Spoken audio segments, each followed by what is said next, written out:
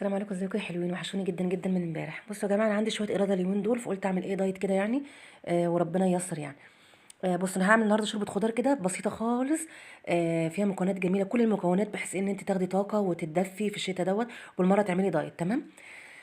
اول حاجه يا جماعه، انا بجيب حله وبحط فيها ميه زي ما واضح قدامكم كده، وشويه ايه بهارات.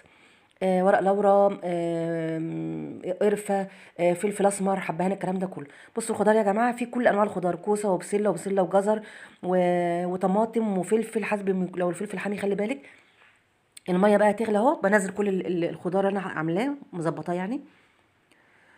والطماطم بتدي طعم جميل جدا جدا يا جماعه لشوربه الخضار، بجد بجد. او اي حاجه فيها طماطم متقطعه بالمنظر ده بتدي له طعم جميل قوي، حتى لو حطيتيها في ارضيه المحشي، ارضيه حله المحشي يعني. بصرف النظر، مش عايزين نتكلم بقى عن المحشي دلوقتي، خلينا في شوربه الخضار. دلوقتي انا حطيتها، بصوا لوحه فنيه قدامكم يا جماعه، لوحه فنيه بجد. هتقلبوها كده شويه لحد ما تغلي، وبعد كده هتوطوا عليها. نسينا اهم مكون، او انا يعني ايه خليته في الاخر، اللي هو ايه البصل. طبعا البصل يا جماعه بيدي طعم فظيع لشوربه الخضار، من غيره اصلا ما تنفعش. غير ان هو فيه طبعا مضادات اكسده وحاجات حلوه قوي للجسم يعني.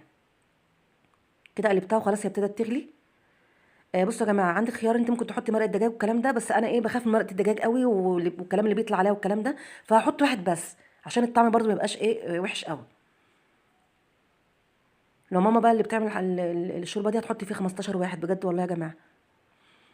دلوقتي خلاص هي بتغلي، خلاص هقفل عليها بقى كده، هقفل عليها الغطا، وهسيبيها لا يقل او لا يزيد عن نص ساعه. خلوا يا جماعه الخضار بيقطم كده.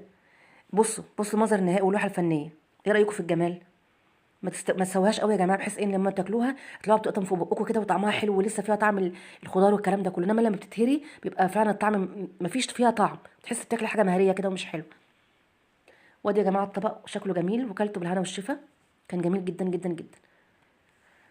يلا دعموني بقى واعملوا